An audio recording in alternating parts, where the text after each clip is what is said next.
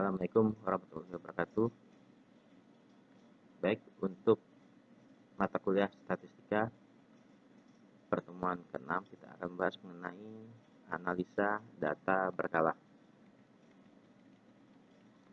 Pengertian analisa data berkala, data yang dikumpulkan dari waktu ke waktu untuk menggambarkan perkembangan suatu kegiatan, pengembangan produksi, harga, hasil penjualan, jumlah penduduk, jumlah kecelakaan, jumlah kejahatan, dan sebagainya.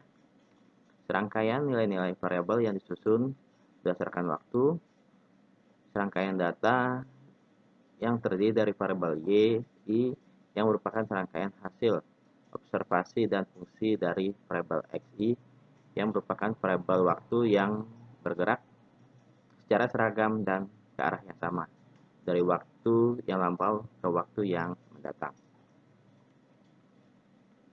Nah, di sini ada komponen data berkala. 4 komponen data berkala. Yang pertama, tren sekuler, yaitu gerakan yang berjangka panjang, lamban seolah-olah alun ombak dan berkecenderungan menuju ke satu arah, baik itu arah naik atau arah menurun.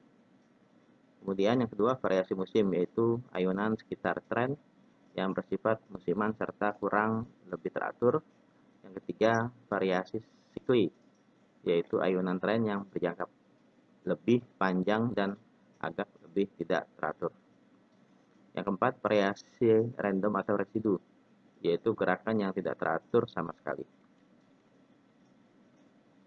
Komponen deret berkala sebagai bentuk perubahan.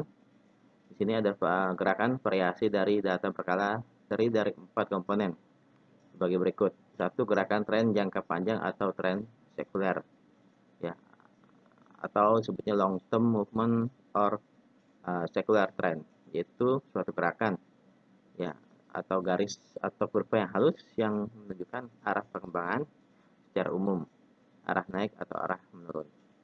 Tren sekuler umumnya meliputi gerakan yang lamanya sekitar 10 tahun atau lebih. Garis tren sangat berguna untuk membuat ramalan atau forecasting. Nah, ini yang awal pertemuan saya ingin membahas mengenai forecasting, yaitu perkiraan atau rencana ke depannya untuk produksi atau dalam penjualan. Kemudian yang kedua, gerakan atau variasi sikli atau siklus, ya, atau cyclical movement or variation, yaitu gerakan atau variasi jangka panjang di sekitar garis tren, berlaku untuk data tahunan. Gerakan sikli bisa terulang setelah jangka waktu tertentu, setiap 3 tahun, 5 tahun atau lebih. Bisa juga tidak terulang dalam jangka waktu yang sama. Variasi sikli berlangsung selama lebih dari setahun dan tidak pernah variasi tersebut memperlihatkan pola yang tertentu mengenai gelombangnya. Variasi sikli berlangsung selama lebih dari setahun dan tidak pernah variasi tersebut memperlihatkan pola yang tertentu mengenai gelombangnya. Kemudian gerakan sikli yang sempurna umumnya meliputi fase-fase pemulihan. Ya, kita lihat di sini. Fase pemulihan adalah fase di mana setelah kita mengalami depresi, ya, perusahaan tersebut mengalami depresi atau penurunan maksimal, kemudian perusahaan tersebut akan melakukan pemulihan. Contohnya misalnya dalam produksi, ya, ketika perusahaan tersebut melakukan produksi A, kemudian hasil produksi A itu awalnya akan menuju kemakmuran karena produksi itu masih baru, ya, dia meningkat ke arah kemakmuran ke atas. Setelah ke arah kemakmuran, hasil produksi tersebut akan mengalami resesi atau penurunan karena hasil produksi tersebut sudah banyak yang ada atau dipunyai oleh masyarakat, ya, karena produksi tersebut sudah banyak yang dibeli oleh masyarakat, maka akan mengalami resesi, penurunan. Kemudian sampai titik depresi, ya, di bawah di mana hasil produksi itu hanya sedikit yang melakukan atau masyarakat yang membelinya, ya. Sampai depresi, kemudian perusahaan tersebut melakukan perbaikan, ya, perbaikan misalnya dengan melakukan model baru atau mengganti spare part baru, ya, atau mengganti cat-cat dengan warna-warna yang menarik, maka terjadi lagi pembelian yang ada di masyarakat. Maka itu masuk ke proses pemulihan, ya, dari depresi. Begitu terus sampai puncak, ya, puncaknya kemakmuran. Kemudian kembali lagi karena sudah banyak yang ada di dalam masyarakat, dia produksi tersebut akan menurun, ya, akan menurun lagi, balik lagi ke resesi, ya, begitu seterusnya. Jadi ini adalah grafik dari mana awalnya, ya, produksi, kemudian masuk ke kemakmuran, lalu turun ke depresi, setelah depresi lalu adanya pemulihan, ya, kemudian masuk lagi ke kemakmuran, lalu turun ke resesi, dan balik lagi ke depresi, ya, siklusnya seperti ini. Kemudian ketika gerakan variasi musiman atau seasonal movement or variation, yaitu gerakan yang mempunyai pola tetap atau berulang-ulang secara teratur kurang lebih setahun. Misalnya kondisi alam seperti iklim, hujan sinar matahari, dan seterusnya. Kemudian kebiasaan masyarakat seperti pemberian hadiah di tahun baru, Idul Fitri, dan Natal, seterusnya.